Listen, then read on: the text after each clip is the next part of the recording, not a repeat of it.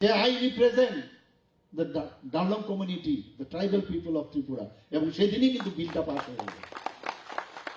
আমাদের মধ্যে তো এরকম ভাবনা নেই যে কে বাঙালি কে ট্রাইবেল, আমরা সবাই মানে এক মানসিকতার লোক।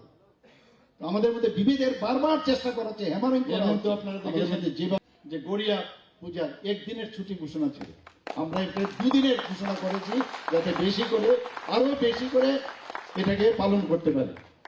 আমরা Tripura tribal research and cultural institute cum museum আমরা করেছিলাম বছরাতে, কাজ প্রায় সমাপ্তির পথে, সেখানেও কাজ চলছে।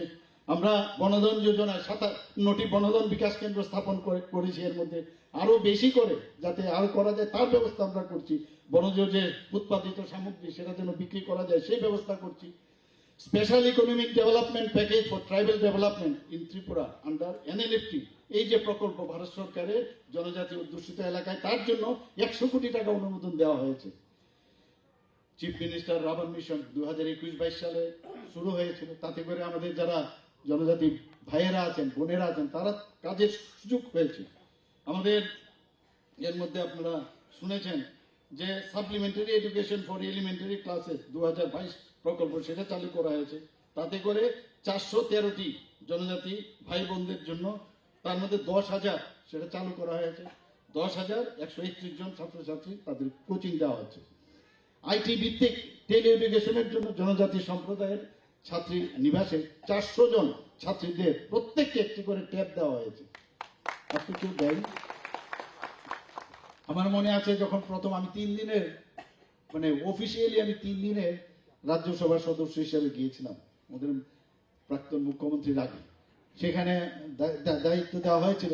হঠাৎ করে আমি যখন শপথ নিলাম আমাকে বললো, পরের দিন বললেন যে আপনাকে ডারলং কমিউনিটি সম্পর্কে বলতে হবে। কি বিষয়? আমার কিছু আইডিয়া ছিল না। বলছে না, ওদের যে ট্রাইবেল লিস্টের মধ্যে ওরা ট্রাইবেল হিসেবে স্বীকৃতি পেতে হবে। আমি এই দিক সেদিক থেকে প্রায় 1-1.5 ঘন্টার মধ্যে আমার সময় ছিল, আমি খবর নিয়ে সেখানে আমি জোরালো বক্তব্য রাখলাম। এবং আমার সেদিন এরকম মনে হচ্ছিল যে I represent the Darlong community, the tribal people of Tripura, এবং সেদিনই কিন্তু বিলটা পাস হয়ে গেল। আমাদের মধ্যে তো এরকম ভাবনা নেই যে কে বাঙালি কে ট্রাইবেল, আমরা সবাই মানে এক মানসিকতার লোক।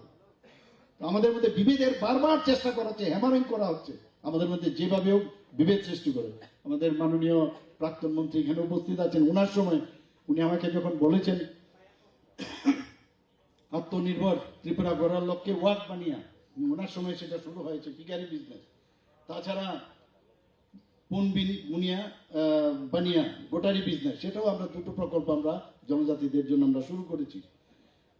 আমাদের মাননীয় প্রাক্তন মুখ্যমন্ত্রীর সময়ে আমরা যখন জনজাতি যারা সমাজপতিরা তাদেরকে 2,000 টাকা করে আমরা তাদের সম্মান আমরা দিয়েছি। কে দিয়েছে এর আগে? কেউ দিয়েছে আপনাদের? শুনেছেন কখনো? তো এটা তো you have to appreciate, you have to tell the people that একমাত্র ভারতীয় জনতা পার্টির যারা সরকার তারা একমাত্র এই ধরনের চিন্তা ভাবনা করতে পারেন। প্রধানমন্ত্রী নরেন্দ্র মোদীজি এই চিন্তাধারায় চলেন এবং সেই মার্গদর্শনে আমরাও সেইভাবে চলতে পারি।